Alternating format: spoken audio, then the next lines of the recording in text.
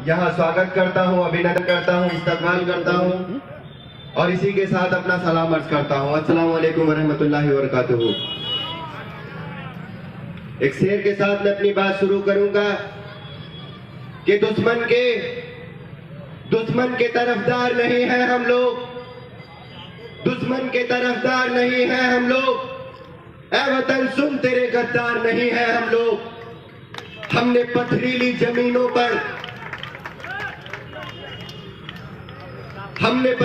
जमीनों पर कुएं खोदे हैं, आज एक बूंद के हकदार नहीं है हम लोग। अजीज़ाने गिरामी, जैसा कि आप सभी जानते हैं कि चुनावी बिगुल बज चुका है। सभी पार्टियों के नेता आप लोगों के बीच आ रहे हैं। मेरे भाइयों, मेरी बहनों, मैं भी अलीगढ़ से आप लोगों के बीच आया हूं। मेरे भाइयों, आज मैं कोई तकरीर नहीं करूंगा, आज आप लोगों के सामने अपने जख्मों की पट्टियां खोलूंगा। मेरे भाइयों, मुल्क की आजादी के बाद हिंदुस्तान के अंदर मुसलमानों ने अपना नेता कोई नहीं चुना। मुसलमानों ने अगर अपना नेता किसी को बनाया तो राजीव गांधी को नेता बनाया। मुसलमानों ने अगर किसी को अपना नेता बनाया तो इंदिरा गांधी को अपना नेता बनाया। मुसलमानों ने अगर किसी को नेता बनाया तो राहुल गांधी को अपना नेता बनाया। मेरे भाइयों, हमारा कोई नहीं था, हमने किसी को वोट नहीं दिया।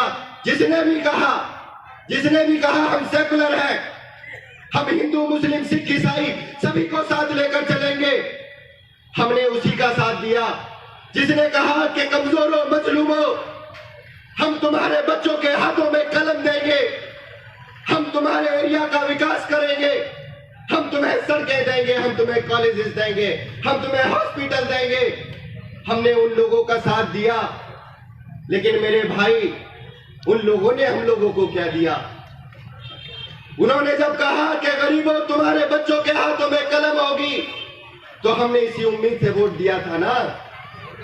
हमने सोचा कि अब हमारे भी बच्चा पढ़ेगा, हमारा भी भाई पढ़ेगा।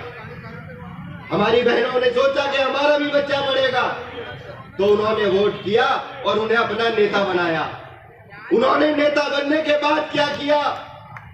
मेरे भाई, बहुत मंचों पे आके हाथ हिलाते हैं कुछ लोग, पंजा पंजा करते हैं। आज उन्हें बताने के लिए यहाँ पे मौजूद हूं। आज उन लोगों की पोल खोलूंगा कि हिंदुस्तान के अंदर ये लोग सेकुलरिज्म का दावा करते हैं, लेकिन ये सब लोग सेकुलरिज्म के कातिल हैं। इनकी वजह से हमारी बस्तियों को जलाया गया। मुल्क की आजादी के बाद 50,000 से ज्यादा दंगे कराकर हमारी बस्ती को जलाया गया, हमारे लोगों को मारा गया, हमारी बहनों की इज्जतों को लूटा गया। अफसोस कोई नहीं बोला और दावा करते हैं कि हम सेकुलर हैं।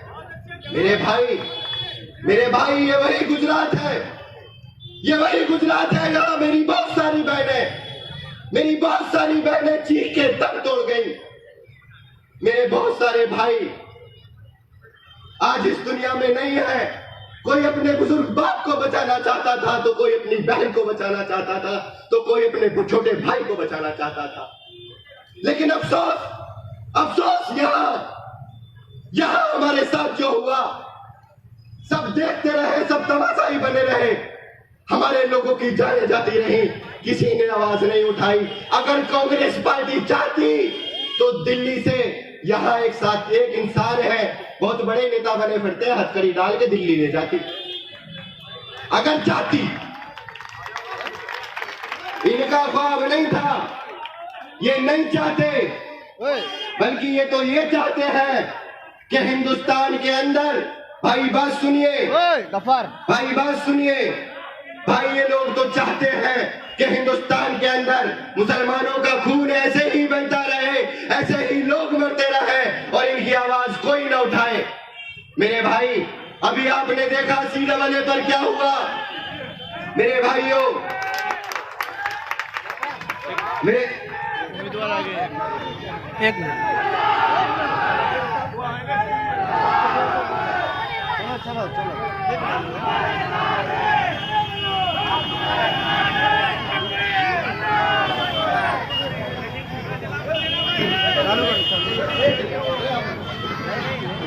हमारे बीच में अल्ताफ खान पठान आ चुके हैं। आप लोग को पता है कि अल्ताफ खान पठान, आफरीन खान पठान, नाजिया अंसारी और सुफियान राजपूत MIM से रहनुमाई कर रहे हैं। तो हमारे बीच में अल्ताफ खान, जितने भी नाजिया अंसारी और सुफियान, चारों कैंडिडेट हमारे बीच में आ गए हैं। मैं फिर से माइक नाजिम अली सैयद के हाथ में हैंड ओवर करता हूँ। मेरे भाइयों, बात रुक गई थी क्योंकि बड़े भाई आए। बड़े भाई बताएंगे वो जो कह रहे हैं कि नारा तकबीर लगाने से जिन्हें प्रॉब्लम हो रही है, भाई बताएंगे। भाई आ गए।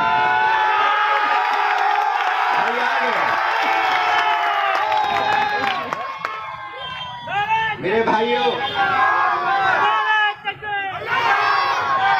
किताब ज़्यादा रहेगी कब तक? किताब ज़्यादा रहेगी कब तक? कभी तो आगा जवाब होगा, और जिन्होंने बस्ती उजाड़ डाली कभी तो उसका हिसाब होगा। और वो दिन गए जो हर सितम पर अदाए महबूब कह कर चुप थे। अब उठी जो हम पे ईंट, कोई तो पत्थर उसका जवाब होगा। मेरे भाई, अब ऑल इंडिया मजलिस इत्तेहादुल मुस्लिमीन आ चुकी है। मेरे भाइयों, समझो इन लोगों को।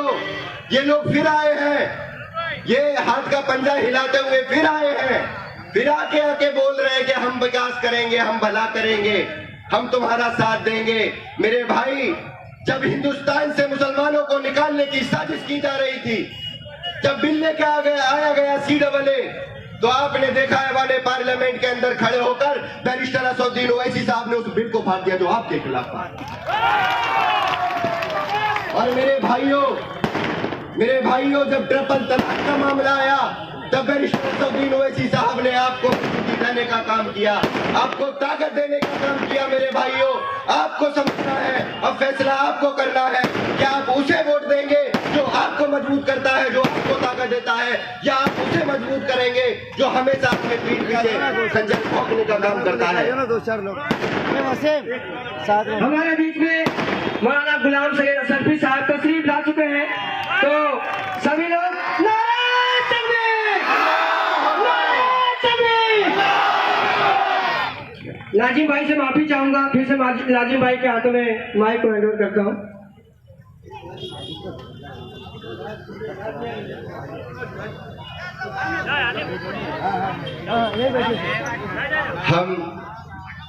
मेरे भाइयों सुनो, हम अमन चाहते हैं पर जुल्म के खिलाफ। हम अमन चाहते हैं पर जुल्म के खिलाफ। अगर जंग लाजमी है तो फिर जंग ही सही, और जालिम का साथ दे वो जो जालिम के साथ है। कातिल को जो न टोके वो कातिल के साथ है। हम उठ खड़े हुए हैं कि हक फतेह आप हो, कह दो उसे जो लश्करे बातिल के साथ है। और इस ढंग पे है दौड़ तो ये ढंग ही सही, अगर जंग लाजमी है तो फिर जंग ही सही। ये जंग की जंग है, ये जर की जंग है, न जमीनों की जंग है। ये जंग है वका के उसूलों के वास्ते। जो खून हमने नजर दिया है जमीन को, वो खून है गुलाब के फूलों के वास्ते। और फूटेगी सुबह लहू रंग ही सही, अगर जंग लाजमी है तो फिर जंग ही सही। मेरे भाइयों, जब हमसे अपने बुजुर्गों की दाढ़ियां खींची जाते हुए न देखा गया, जब हमसे न देखा गया कि हमारे भाई को एक भीड़ सड़कों पर निकाल कर वो लिंचिंग करती है, मार देती है और कहती है कि तुम जय श्री राम का नारा लगाओ। मेरे भाई, जब भीड़ हमारे घरों में घुसकर हमारे लोगों को घर से निकाल कर मार देती है, हमें ये बर्दाश्त नहीं होता। इसलिए हम आज यहाँ जमा होकर अपने लोगों को मजबूती देने की बात कर रहे हैं और कह रहे हैं कि अपने लोगों को मजबूत करो। जो आपकी आवाज उठाते हैं और जो आपको ताकत देने की बात करते हैं, आप उन्हें मजबूत करो। मेरे भाई, ये वही गुजरात है। दंगे के बाद जब हमारे लोगों के जले जिस्मों को उठाया गया तो जिस्मों के अंदर उंगलियां घुस गई थी, लेकिन नहीं, इन लोगों की जुबानें नहीं हिली थी, इन लोगों की आंखें नहीं खुली थी। मेरे भाई, आज अपने गुलाम पाले हैं, बोल रहे हैं कि नारे तकबीर से दिक्कत है, नारे तकबीर वाले घूम रहे हैं। अरे हम शान से लगाते हैं ये नारा, हम शान से लगाते हैं और हर जगह लगाते हैं। हम मेरे भाई जय भीम भी लगाते हैं, जय भीम भी लगाते हैं। किसी को दिक्कत हो तो जाओ, कुछ भी कर लो, हम तैयार हैं, हम लगाएंगे। और मेरे भाई आपको अगर क्षेत्र का विकास करना है, अगर आप चाहते हो कि आपकी बस्ती का विकास हो, अगर आप चाहते हो कि आपके बुजुर्गों की डांडियां ना खींची जाए, अगर आप चाहते हो कि आपका मान सम्मान बना रहे, अगर आप चाहते हो कि आपकी मस्जिदों की हिफाजत आपके अपने भाई करें और मस्जिदों के अंदर आप कोई हमला ना हो, अगर आप चाहते हो कि आपके भाइयों पर अब फर्जी मुकदमे ना लगे, तो अपने भाइयों को मजबूत करो, अपने भाइयों को ताकत दो। ये लोग कभी तुम्हारे सगे नहीं होंगे। मेरे भाई, हम सिर्फ मुसलमानों की जमात नहीं है, हम हर उस इंसान की जमात है जिन लोगों के साथ जाति धर्म के नाम पर भेदभाव हुआ, जिन लोगों को कुएं से पानी नहीं भरने दिया गया, हम उन लोगों की जमात है। हम उन लोगों की जमात है जिन लोगों को शूद्र कहा गया, हम उन लोगों की जमात है जिन लोगों के साथ बरसों बरस जुल्म हुआ। मेरे भाई, हम मजलूमों की जमात है, हम कमजोरों की जमात है, लेकिन मेरे भाई हम लोग इत्तेहाद कायम करेंगे। और इंशाअल्लाह अगर आपने ताकत दी तो इख्तिदार की कुर्सी पर बैठे हुए लोगों के गिरबानों से हम खेलने से नहीं डरते, हम तैयार हैं मेरे भाई। लोग कहते ना बीजेपी आ जाएगी, और तैयारी भी कर ली है कांग्रेस वालों ने। यहाँ पे एक नेताजी का बयान सुनाऊं, कह रहे हैं कि बीजेपी आ जाए लेकिन MIM ना आ जाए। कह रहे हैं कि बीजेपी आ जाए तो आ जाए लेकिन MIM ना आ जाए। अरे MIM आएगी और MIM ही इंशाल्लाह बीजेपी को हराएगी, आ जाएगी। लेकिन तुम जो दोगले लोग हो, जो कमजोर लोग हो, जो गुलाम हो, जो सोनिया गांधी के घुंघरू पैरों में डाल के मुजरा करते हो, तुम्हें जनता नहीं चुनेगी। अब इस बार नहीं चुनेगी, इस बार शेर जाएंगे जीत के और इंशाल्लाह अपने एरिया का विकास करेंगे। मेरे भाई, बस मैं इसी शेर के साथ अपनी बात खत्म करूंगा कि आसमां जलती जमीन पर नहीं आने वाला, आसमां जलती जमीन पर नहीं आने वाला, अब कोई और पैगंबर नहीं आने वाला। प्यास चाहती है कि अब रेत निचोड़ी जाए, अपने हिस्से में समुंदर नहीं आने वाला।